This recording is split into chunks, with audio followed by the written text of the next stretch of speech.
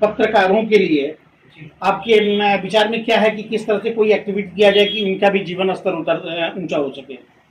बिल्कुल, पहली बात तो ये जो पत्रकारिता वाली बात है, तो इसमें तो मैं ये चाहूँगा इसमें भी निष्पक्षता होनी चाहिए। जो सच है वही दिखाना चाहिए, चाहे वो सरकार के खिलाफ हो, चाहे वो सरकार के सपोर्ट हो, ठीक है? और आप निष्पक्ष रहेंगे तो आने वाला समय जो आपका रहेगा वो बिल्कुल बहुत आगे जाएगा।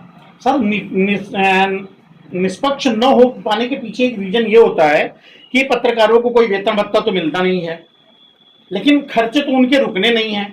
ऐसे कंडीशन में सरकार की कोई गाइडलाइन भी नहीं है कि आपके वर्क बड़े अच्छे हुए तो हमने आपको ये सुविधाएं दे दिया या व्यवस्थाएं दे दिया। तो इसमें निष्पक्ष होते हुए भी पत्रकार कहीं ना कहीं अपने मार्ग से भ्रमित हो जाता है। ऐसे में अगर सरकार की कोई नई गाइडलाइन आ जाए या कोई नई पहल आ जाए कि अगर आप एक समाज को सही दिशा दिखाने के लिए सही को सही और गलत को गलत दिखाने में सक्षम है, तो ऐसे में सरकार आपको कुछ सहयोग करती है। तो इस तरह का कोई गाइडलाइन क्या? बिल्कुल, मैं आपको समर्थन करता हूँ और आपकी बात आगे तक रखी जाएगी, क्योंकि निश्चित एक गाइडलाइन होनी चाहिए। जैसे कि बहुत तबके के जो पत्रकार होते हैं जिनकी आय नहीं होती है, वो अपना प्राइवेट ही काम करते हैं, जो भी करते हैं यूट्यूब के माध्यम से करते हैं या जिसके माध्यम से करते हैं, तो एक निश्चित एक गाइडलाइन होनी चाहिए और आपकी बात जो है वो बिल्कुल सही है, उसको आगे रखा जाएगा। चलिए सर, बहुत बहुत धन्यवाद आपको। आज देश मतलब उत्तर प्रदेश में भारतीय जनता पार्टी की सरकार है और केंद्र में भी भारतीय जनता पार्टी की सरकार है। पिछले चुनाव में भारतीय जनता पार्टी ने जिन एजेंडाओं को प्रमुखता से जनता के बीच में रखते हुए चुनाव लड़ा और विजयश्री हासिल भी हुई, जनता को यह लगता है कि हम उन प्रश्नों से बहुत दूर हैं, मतलब उस कार्य से बहुत दूर है। जैसे कुछ प्रश्न मैं रखूंगा कि जैसे उन्होंने कहा कि जनसंख्या नियंत्रण का मैं कानून लाऊंगा, समान शिक्षा नीति में लाऊंगा, और ये नशा उन्मूलन पे मुझे कानून लाना है, गौ हत्या पे कानून लाना है, लेकिन सरकार ने ऐसा कुछ भी नहीं लाया है। अगला जो चुनाव भारतीय जनता पार्टी लड़ना चाहती है या लड़ेगी, वो क्या एजेंडा होगा उनका? हमारा विजन बिल्कुल साफ है कि हम आगे जो भी है समाज के प्रति जो भी काम कर रहे हैं वो बिल्कुल पॉजिटिव काम करेंगे। और ये जो चीज़ें होती हैं ये सब कुछ मिल के होता है, अपोजिशन भी साथ में होना चाहिए।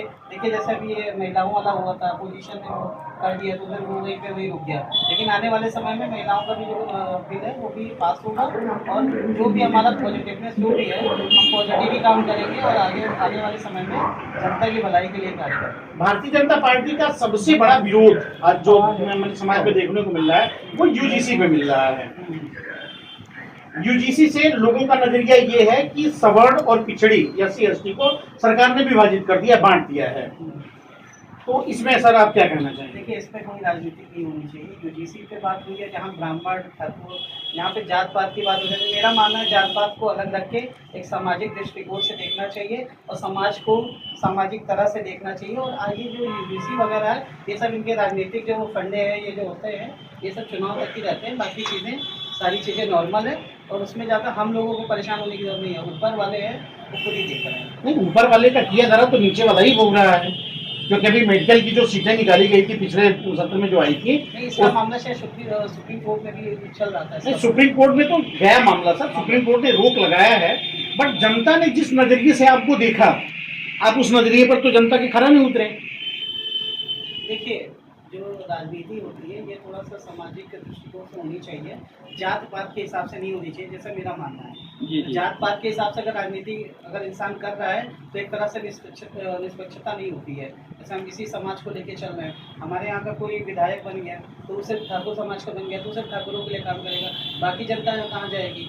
तो हमें समाज को लेके चलना चाहिए, ये मेरा मानना है। देखिए भारतीय जनता पार्टी में बहुत सारे नेता हैं, बहुत कुछ लोगों के सोच अलग है, लोगों का विजन अलग है। मेरा विजन यही है कि मैं समाज के प्रति काम कर रहा हूँ और मैं आपके बीच में हूँ। बहुत बहुत धन्यवाद सर।